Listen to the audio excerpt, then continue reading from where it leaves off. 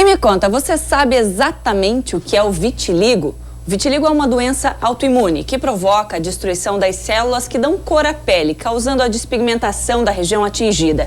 De acordo com dados das Nações Unidas, a patologia não tem cura e atinge cerca de 100 milhões de pessoas em todo o mundo. Quer mais informação? Então acompanha essa entrevista agora. Eu recebo a dermatologista Daniela Pereira Nunes Ribeiro. Boa tarde, Dani, seja bem-vinda. Oi, Gisele, tudo bem? Tudo, sempre mais jovem, mais bonita. Ah, obrigada, você também. Segredos da dermatologia, né? Com certeza. Mas não tem problema, a gente conta a qualquer hora. Olha, vamos querer também, né? Porque a gente também quer ficar mais jovem. Dani, vamos começar falando o que é o vitiligo, porque às vezes a gente ouve falar, mas só se aprofunda quando vê alguém perto ou sofre com a doença, né? O que é exatamente o vitiligo? Então, o vitiligo é uma doença autoimune da pele, que o próprio organismo cria células de defesa contra ele mesmo e que seriam, no caso, contra as células dos melanócitos, que produzem a cor, que dão o pigmento na pele. E aí acontece isso que a gente tá vendo na tela, né? A parte branca é a que despigmentou?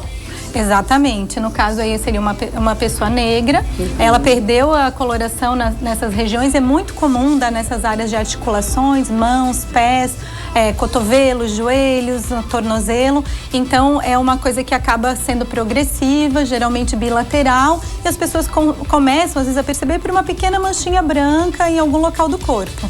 E aí tem alguma raça específica que pode acontecer com maior incidência? Por exemplo, a gente viu ali que dá mais destaque na cor negra, porque afinal de contas, quando ela despigmentar, vai dar um contraste maior.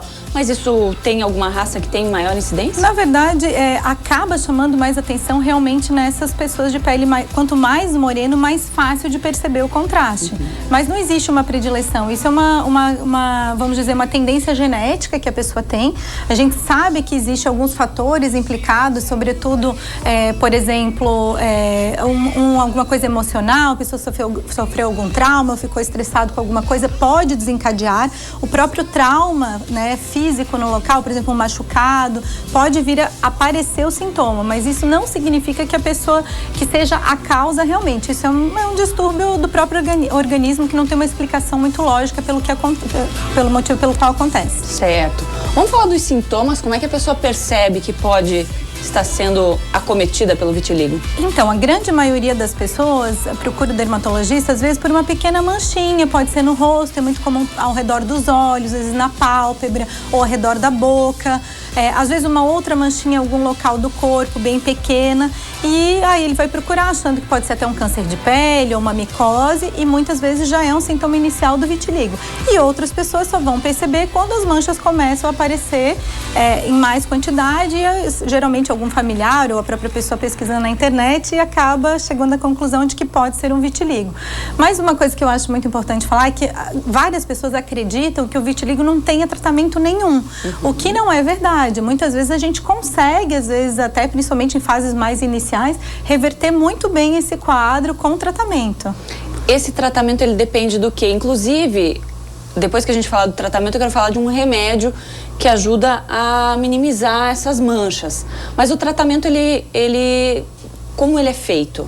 Então, a gente tem vários tipos de tratamento, né? Mas o mais básico é através de pomadas e o uso de uma medicação que a pessoa toma e se expõe ao sol ou a uma cabine de luz ultravioleta, que pode ser o raio ultravioleta A ou ultravioleta B, de forma controlada, por um tempo, na verdade, bem específico, tá? Então, isso pode ser feito com o sol, mas é feito com acompanhamento médico, porque senão você tem risco de ter uma queimadura grave, né? Até uma queimadura de 3º grau, e tem o tempinho adequado que o médico vai orientar. Você vai ficar gradativamente, vai aumentando a quantidade de exposição, e esse remédio é como se ele captasse a luz solar de uma maneira muito melhor, e aí ele vai fazer com que surjam pequenas ilhas de repigmentação.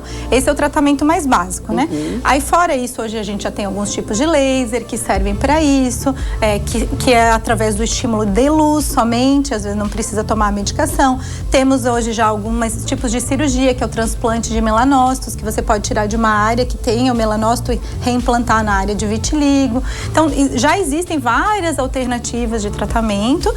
Logicamente que nem todas são 100% eficazes, né? Principalmente casos mais extensos é mais difícil, mas não significa que não melhore, principalmente nas áreas visíveis, que às vezes é o que chama mais atenção e acaba constrangendo a pessoa, porque às vezes as pessoas não sabem que não é uma doença contagiosa e até existe um certo preconceito em relação a isso. Precisamos falar disso também. Mas a pessoa que tem o vitiligo fica com a pele mais sensível para se expor ao sol ou não? Sim, essa pele não tem proteção nenhuma, então ela é como uma pele de um albino. De um albino, é mais propensa a ter câncer de pele, tem que usar protetor solar por causa disso, né? É uma pele que pode ficar muito vermelha se ficar no sol muito forte, por isso que apesar do tratamento ser com a exposição solar ou com o uso da luz ultravioleta, ele tem que ser controlado pelo médico para que você, ao invés de melhorar, não tenha um efeito contrário e até um câncer de pele. Certo. Vamos falar de prevenção?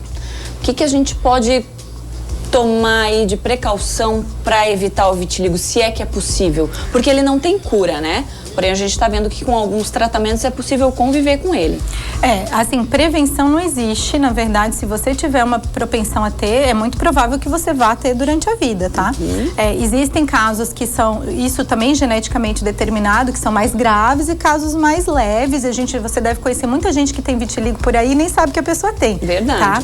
Então, a gente não tem muito o que fazer para isso. Lógico que é aquilo que eu falei, a questão emocional, psicológico tá bem. Se você já tem uma tendência a ter vitiligo, controlou a sua doença, mas mesmo assim precisa evitar que tenha crises. Então, realmente fazer um acompanhamento psicológico, se for uma pessoa muito estressada, muito nervosa, né?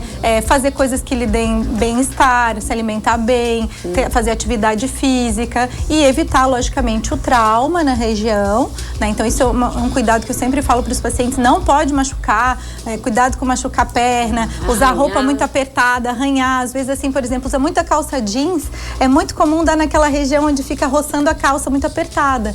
Ou então, às vezes, usa a calça justa na perna também. Então, isso, sandália, né? Que pega, às vezes, a fivela. Então, isso é uma coisa que tem que cuidar para que não apareçam lesões nesses locais. Às vezes, criança, gato, cachorro, né? Arranha. Brinca. E aí pode realmente aparecer lesão no local onde a pessoa não tinha. Certo. E como a doutora Daniela falou, não é uma doença contagiosa. É autoimune, é do corpo da pessoa, não vai passar para ninguém. Porém, quando aparece no rosto, a gente está vendo uma pessoa aqui com bastantes manchas, né? Então, quer dizer, quando é no rosto, acaba constrangendo, como você disse, né, Daniela? E olha que curiosidade, existe a maquiagem que ajuda a esconder, porque o que acontece no nosso rosto? A gente usa contrastes para esconder o roxo, para esconder o amarelo, e nesse caso ela usou ali um corretivo vermelho e passou a base tonalizante ali que ajudou a amenizar e ficou uniforme a pele dela. Então até a maquiagem tem um segredinho aí para ajudar quem tem essa manchinha. Existem maquiagens específicas de alta cobertura que são próprias para você camuflar, se chama maquiagem de camuflagem. São próprias para camuflar esse tipo de lesão, né? Ou às vezes a pessoa tem uma cicatriz, uma marca no rosto, ou até o próprio vitiligo muito grande, que serve para evitar que a pessoa passe por uma situação de constrangimento perante as outras pessoas. Que é uma besteira, porque todos nós somos diferentes, cada um à sua maneira. Né? Exatamente. Estão me perguntando se é uma doença hereditária. Quem tem algum familiar com vitiligo, parente de primeiro grau, tem maior chance de ter, mas não necessariamente será hereditário. Você pode ser o primeiro da família a apresentar. É genética, mas não necessariamente hereditária. E a doutora Daniela falou também sobre pessoas que a gente nem imagina que tem o vitiligo, que estão convivendo com a gente, e a gente nem imagina. A gente separou algumas imagens, doutora, de alguns famosos que tem. Esse a gente já sabe, né? O Michael Jackson, acho que foi o que mais se falou de vitiligo, né? Tanto que ficou com a pele toda branca.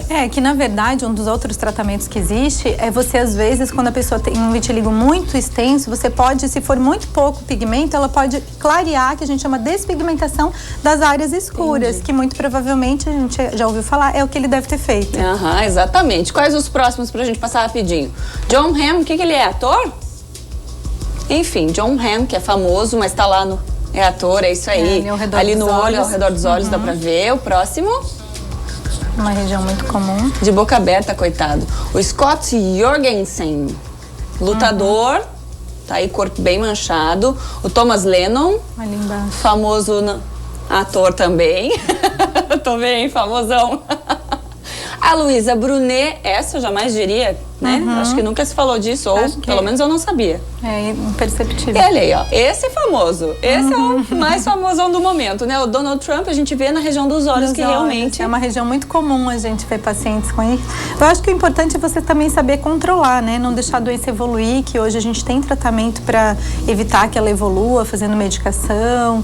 E às vezes a pessoa não sabe e fica demorando para procurar ajuda. Essa é a principal dica, né? Procurar ajuda, não deixar evoluir, seguir uma vida normal e tranquila. Com certeza. Doutora Daniela, obrigada mais uma vez por estar aqui com a gente. Obrigada a você, sempre um prazer. Prazer é nosso, uma boa Páscoa. Obrigada para todos aqui também.